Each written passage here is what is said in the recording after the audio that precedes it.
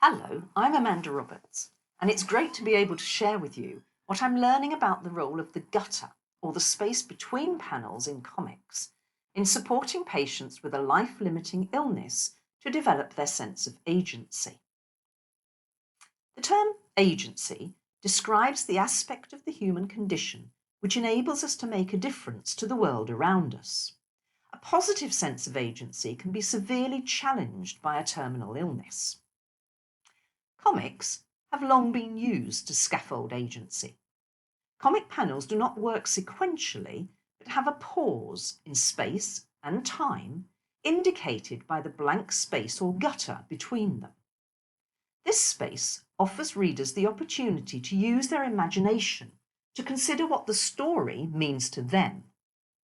The concepts of liminality and reflexivity show how this imaginative leap might be supported. Liminality refers to the ambiguity or uncertainness which occurs in the middle stages of rites of passage or change processes, which may involve a reconstruction of identity.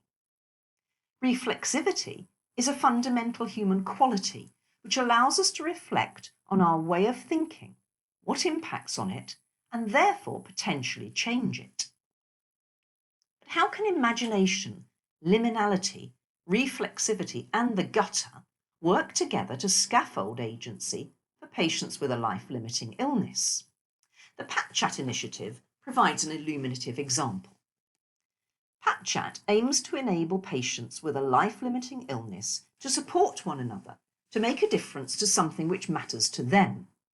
Participants join a weekly online support group where they share issues, discuss what they'd like to make a difference to, and plan for and make a small, doable change.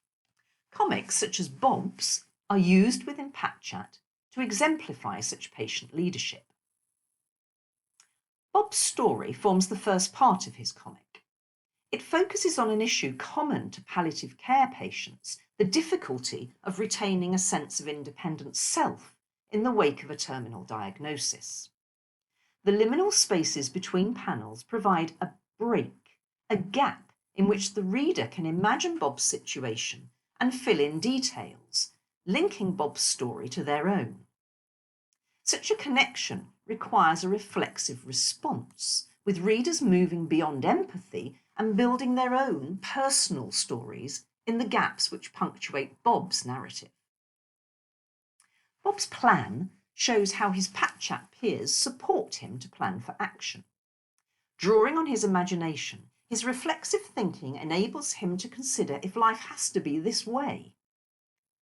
The effectiveness of Bob's example relies on readers engaging with the subtext of his story, decoding it and making it their own.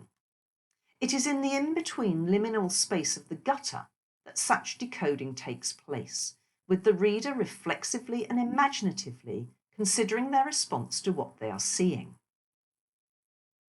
Bob's reflection in part 3 on what he has done and what impact this had had shows how he has moved on. In taking control of his situation through bringing about change, he demonstrates how his intentionality, his will to make a difference, can transform his situation.